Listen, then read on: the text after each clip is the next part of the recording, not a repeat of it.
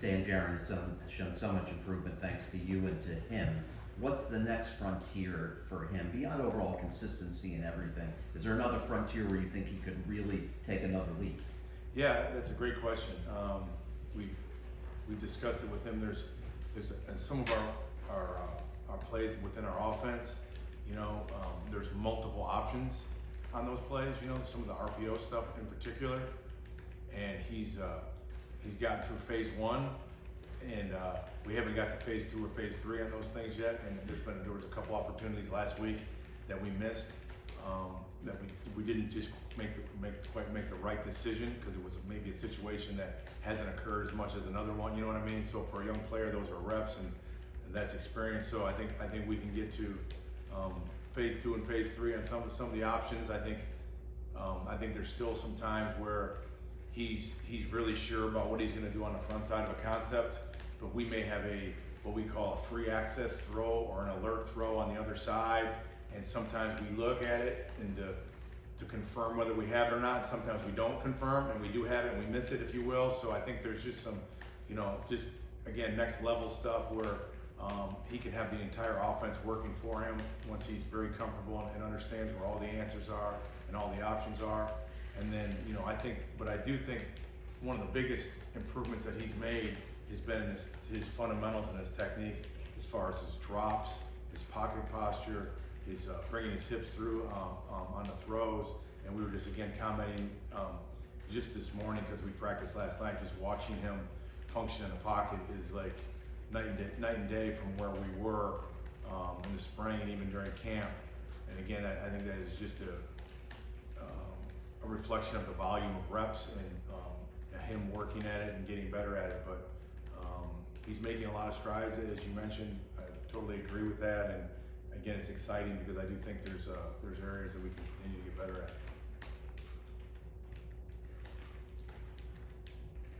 And same thing with Mike Harley. We saw him kind of break out last game. Just in what areas has he improved so that it would show on game day? Mike practices very hard. He brings a lot of energy and enthusiasm and passion to the game every day, which is, that's kind of what Coach Diaz has been preaching to our players about, is about playing with energy and passion, and Mike has that. And so he works hard. I think he really struggled at times early in the season being consistent catching the football with hand placement and things like that. And I think that's something that Coach Stubblefield and him have talked a lot about, and he's looked at and done drills and done things to get better at. But I think he's just been much more consistent catching the ball. And I think that his athleticism is beginning to show, as far as catching the ball on the move and breaking tackles and good run after catch guy. But I think Mike's a guy that we have a lot of trust in, and we think he can be a really good player. I think early in the season too, I think sometimes he was trying too hard, if you will, trying to make every play into a big play, and instead of just catching the ball, and sometimes the play's a 6-yard play and just living with it. I think he was, not running north all the time. He was running back towards the line of scrimmage. And I think he's kind of made a commitment to doing what we want him to do as far as running north, catching the ball consistently, and playing really fast. And again, I think he's getting more comfortable with the schemes and the techniques and the adjustments on some of the routes. So it was good to see Mike have a big day, because he's such a hard worker and a guy that we love to be around and coach every day.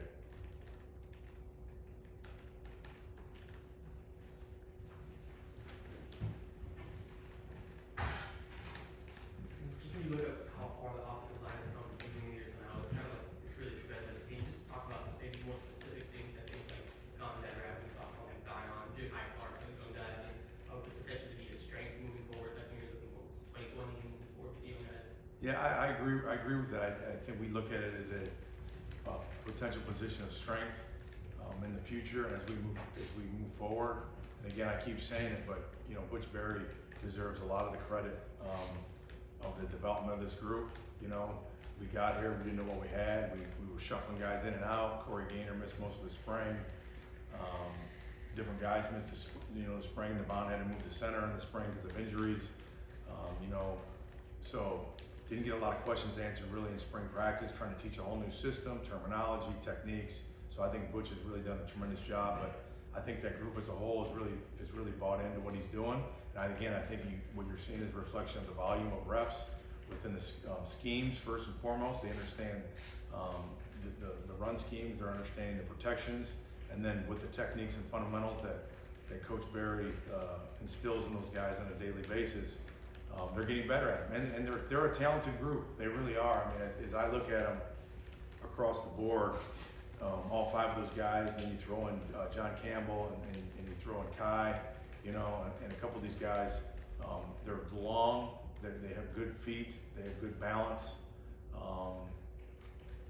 they can run, they can bend, and so I just think, again, like a guy like Zion, for example, I mean, he's a young player, and you know, you come into college and the amount of schemes that you run compared to high school grows a lot, and then the volume of what you see on defense grows compared to what you see in high school. So I think with him, it's just getting more comfortable, you know, and understanding what he has to do and being able to play faster because he's not thinking as much. And the same thing with Jakai. And you know, and Devon Donaldson, I'll give him credit. He's a guy that we pulled out and put John in, and then been going back and forth. And Devon's been playing better too. I think he's got a little fire lit underneath him, and he's been playing better, playing with more power, playing faster. And you know, we're really pleased with the group, and we're really pleased about the future of the group. And I think another off season in the you know, when we get there in the weight room, and then the spring practice, and you know, continue to develop the guys that bless you that aren't playing as much right now. I think again, I agree with you. I think the group has a chance to be a strength for us. Coach Enos, the way the transfer portal has really blown up in the last year or whatever, especially with the quarterback position, and I'm thinking specifically Nkosi, do you have to sit down with some of these quarterbacks and reassure them that it's worth staying, or is there really nothing much to say with Jaron playing so well? Well, you know, I think the first thing is that you know, I don't mention or talk to these guys right now anything about that. You know, my job is they're here, and I'm going to coach them, and I'm obviously going to assume that they're going to be here for the long term. And you know, I think Nkosi in particular has handled himself as a true professional this year. I think the guy has done a great job. He didn't win the job. He continued to come in and work every day. Got his opportunity, played, helped us win some games, did a great job, played injured, showed toughness, showed courage, showed he wanted to be a part of this team and help his team win. Got pulled out of a game, and you know, again, he's handled himself like a true pro every day coming over here. So, you know, I think at the end of the season there'll be conversations that'll have to be had with everybody on the team, with the head football coach, and certainly with me, with my position group.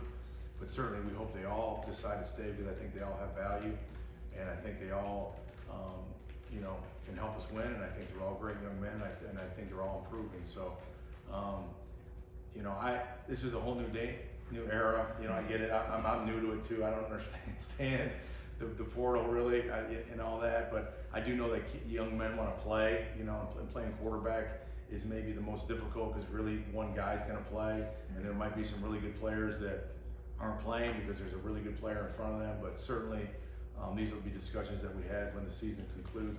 But like, as far as I'm concerned, and I hope they all decide to stay, because again, I think it's a great room, and I think they all have value here.